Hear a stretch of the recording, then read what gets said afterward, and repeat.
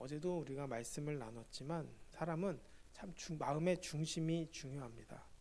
같은 행동을 해도 그 마음의 중심이 어디에 있느냐에 따라서 평가가 달라집니다. 사실 사람의 눈으로는 쉽게 확인할 수 없지만 하나님은 어떻습니까? 그 내면을 다 알고 계십니다. 결국 신앙생활이 무엇입니까? 바로 내 마음의 중심이 하나님이 되는 것입니다. 나를 내려놓고 하나님의 뜻에 순종하는 삶입니다. 왜 믿음이 중요할까요? 결국 믿기 때문에 맡길 수 있고 또 순종할 수 있기 때문입니다. 그 감격이 우리 안에 넘쳤을 때 내 마음의 중심이 하나님이 되는 것이죠. 사실 솔로몬은 나이 20에 아버지 다윗을 이어 왕위에 오릅니다. 그에게는 많은 형들이 있었고 또 그 역시도 밧세바의 아들이었습니다. 또 그 밧세바의 아들 중에서도 첫째가 아닙니다. 이런 상황 저런 상황 모든 상황을 보아도 또 자신의 위치를 보아도 왕이 될 수 없는 사람이었습니다. 그런데 그가 그렇게 왕이 될 수 있었던 이유가 무엇입니까? 바로 전적으로 하나님의 은혜였습니다. 다윗은 솔로몬은 그것을 알았기 때문에 그의 마음의 중심이 바로 하나님이 되었고 또 그 중심이 하나님인 채로 살았습니다. 그래서 하나님의 뜻에 합당한 지혜를 구하고 또 얼마나 많은 것들을 얻었습니까? 결국 그 감격을 가지고 그가 살았고 또 그 감격으로 왕이 된 지 4년 되던 해 성전 건축을 시작합니다. 그리고 그 성전은 7년 만에 완공되죠. 사실상 당시로서는 굉장히 큰 국책 사업이기도 합니다. 솔로몬이 성전 건축에 대한 마음가짐과 또 그 시작과 끝이 바로 하나님의 영광에 있었기에 이 일을 진행할 수 있었다는 것이죠. 그래서 성전 건축을 하는 동안에도 하나님께서 원하시는 방법으로 또 그 규례대로 건축합니다. 가장 지혜로운 왕이었고 또 왕권이 안정된 상황 속에서도 자기의 뜻을 내세우지 않고 하나님의 규례대로 행동한 것입니다. 그럼 이 모습을 보면서 가장 지혜로운 행동이 무엇인지 생각해 보게 됩니다. 결국 가장 지혜로우신 하나님의 뜻에 순종하는 것임을 알게 되는 것이죠. 또 그리고 그는 그렇게 지혜롭게 하나님의 뜻을 따라갔지만 또 최선을 다해서 건축합니다. 두로 사람 후람을 불러 성물을 만들게 하죠. 성물을 만들 때도 자신의 민족 안에서 제작하는 것이 아니라 당시 최고의 기술자를 불러 이 일을 행하게 됩니다. 그렇게 최선을 다해서 지은 성전이 이제 완공됩니다. 아버지 다윗이 준비한 은과 금 성물들을 모두 여호와의 성전 곳간에 넣어둡니다. 그 안의 물건들을 자신이 절대로 건드리지 않습니다. 이 모습을 봐도 당연한 일이지만 그럼에도 불구하고 내 마음에 하나님이 중심이 없으면 어떻습니까? 다른 생각과 다른 행동들을 하기 쉬운 일 아니겠습니까? 이제 성전이 완공되자 솔로몬은 다윗성에 있던 여호와의 언약궤를 성전으로 옮기기 위해 이스라엘 모든 지도자들을 예루살렘으로 소집합니다. 레위 사람들이 율법의 격식에 따라 궤를 메고 올라옵니다. 우리가 잘 아는 대로 다윗 때는 우사가 규례를 어기고 언약궤를 잡았다가 죽는 일이 있지 않았습니까? 이번에는 규례를 철저히 지키기 위해 결국 레위인이 들고 올라옵니다. 언약궤와 성막의 모든 기구들을 옮겨오는 모습들을 보면 사실 사람이 굳이 직접 옮길 필요 없습니다. 그 당시에도 이미 수레가 있었기 때문에 쉽게 움직일 수 있었음에도 불구하고 하나님은 하나님의 언약궤와 성막의 기구를 제사장들과 또 레위 사람들이 몸으로 직접 운반합니다.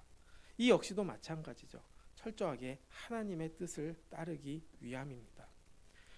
성전이 진정으로 성전되기 위해서는 결국에는 하나님의 뜻을 따르는 삶이고 또 하나님을 중심으로 두는 삶입니다.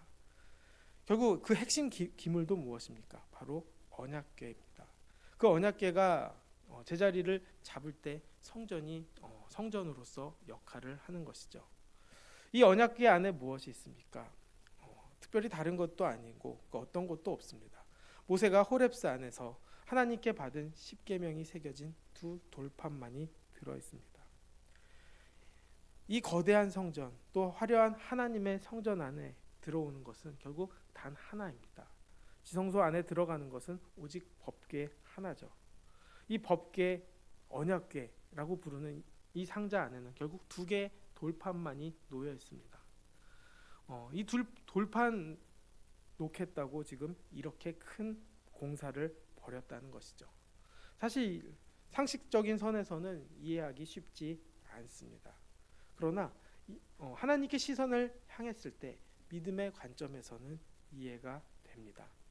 이 돌판에 새겨진 십계명이 무엇입니까? 바로 하나님과 그의 백성 사이에 관계 맺는 방식입니다. 하나님의 백성으로서 살아가야 할 삶의 방식을 규정하는 언약이죠. 결국 성전 가장 깊은 곳에는 하나님의 백성으로서 사는 길이 담겨져 있는 것입니다. 이 거대한 성전은 오직 이 돌판, 하나님의 말씀을 모시기 위해 지어진 것입니다. 결국 우리가 이 말씀대로 살아가지 않는다면 법궤도, 지성소도, 성전도 아무 의미가 없게 되는 것이죠.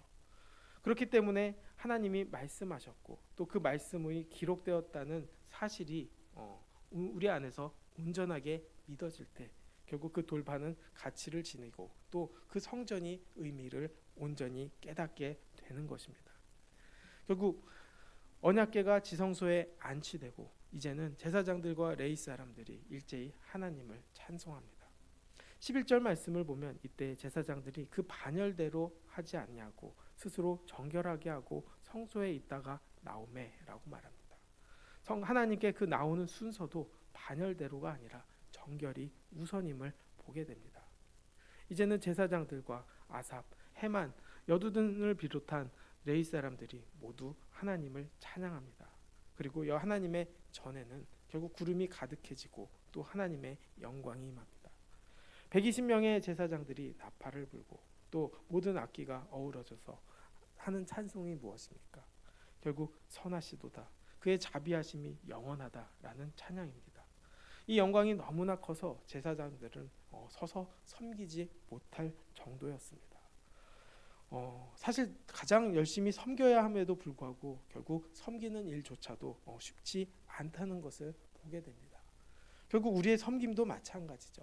하나님의 은혜가 없으면 섬길 수 없다는 것을 다시 한번 생각해 보게 됩니다.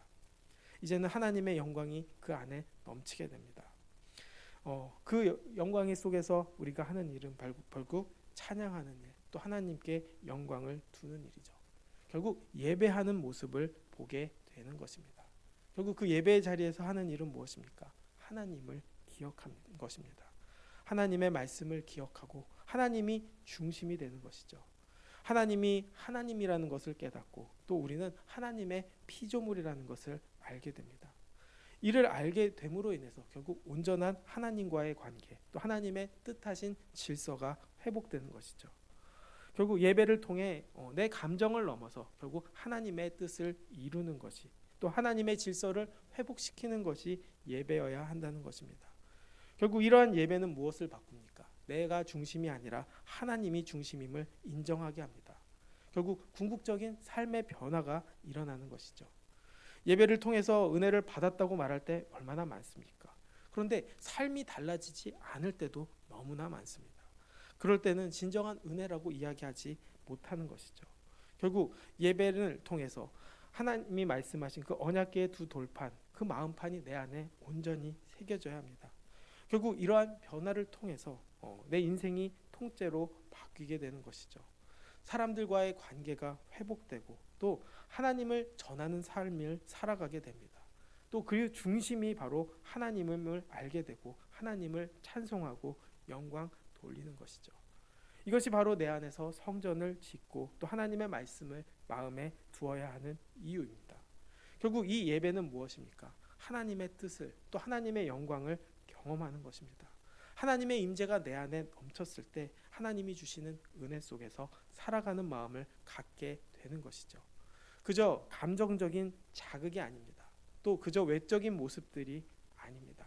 온전히 하나님의 영광과 하나님의 은혜가 넘쳐야 하는 것이죠. 전에 우리 교회 권사님들하고 이야기를 하다가 이런 이야기를 처음으로 들었던 적이 있습니다. 우리나라가 IMF 시대를 지나면서 찬양의 스타일이 바뀌었다고 합니다. 그 스타일은 예전에는 예수님 찬양 하듯이 하나님을 찬양하고 경배해야 되는 찬양들이 많았는데 어려움을 많이 겪다 보니까 위로의 찬양으로 바뀌게 되었다는 것이죠. 내가 위로받는 찬양과 가사들을 많이 듣게 된다는 것입니다. 물론 위로가 중요합니다. 그리고 그 위로 속에서 회복을 경험하는 것도 중요합니다. 그러나 훨씬 더 중요한 것은 결국 하나님의 중심이 되어야 한다는 것이죠. 결국 내가 위로받는 것이 중요한 것이 아니라 하나님의 말씀이, 또 하나님의 뜻이, 하나님의 영광이 중요하다는 것이죠. 결국 하나님을 찬양함으로 우리가 그 안에서 위로를 받고 또 회복을 얻고 궁극적으로 하나님의 뜻을 이루어가는 것이 진정한 예배이기 때문입니다.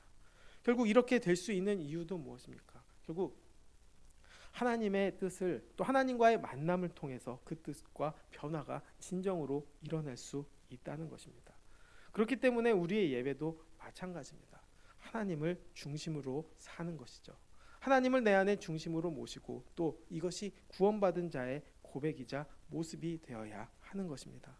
그렇기 때문에 우리가 늘 말씀을 기억하고 또 하나님의 임재를 경험함으로써 결국 하나님의 공동체가 회복되고 또 개인의 삶도 회복되고 하나님의 뜻과 그 창조 질서도 회복되며 온전히 궁극적으로 이 땅조차도 변화될 수 있다는 것을 믿고 나아가는 것이 바로 신앙 생활이라는 것이죠.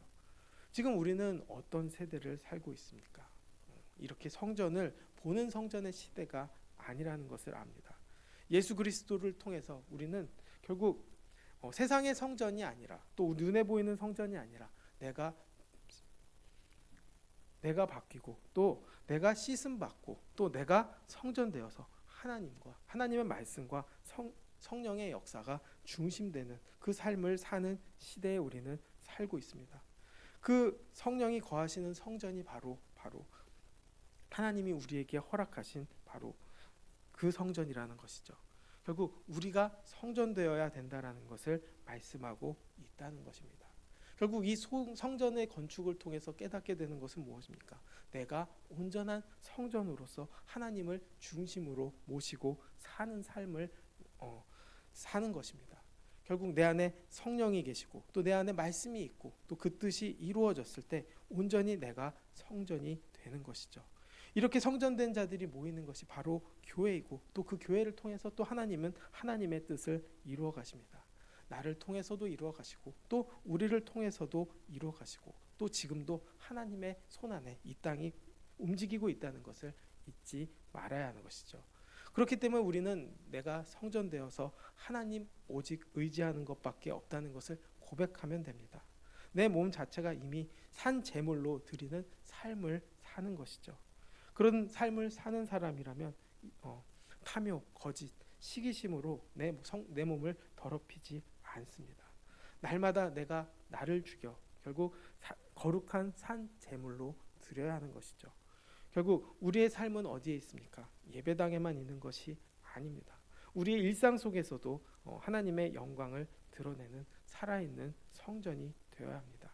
결국 우리 안에 오직 하나님의 말씀이 거하기를 결단하고 또 성령의 도우심을 따라 살아갈 때 비로소 우리의 삶 자체가 하나님의 영광을 드러나는 통로가 될 것이라고 믿습니다.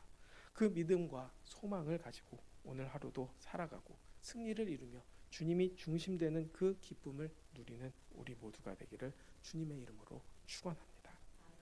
기도하겠습니다. 사랑과 은혜가 많으신 하나님 아버지, 내 중심이 하나님이라는 것을 잊지 않게 되길 원합니다. 하나님의 뜻을 따르고 또 그것이 가장 지혜로운 선택이라는 것을 잊지 않고 살아갈 수 있도록 인도하여 주시옵소서. 내가 진정으로 성전되어서 주님이 온전히 거하실 수 있는 그 성전 되게 하여 주시고 내 마음의 중심이 하나님의 말씀과 성령의 역사하심이 되어 하나님의 뜻을 이루어나가며 주님이 주시는 회복과 역사를 이루어나가게 도와주시옵소서.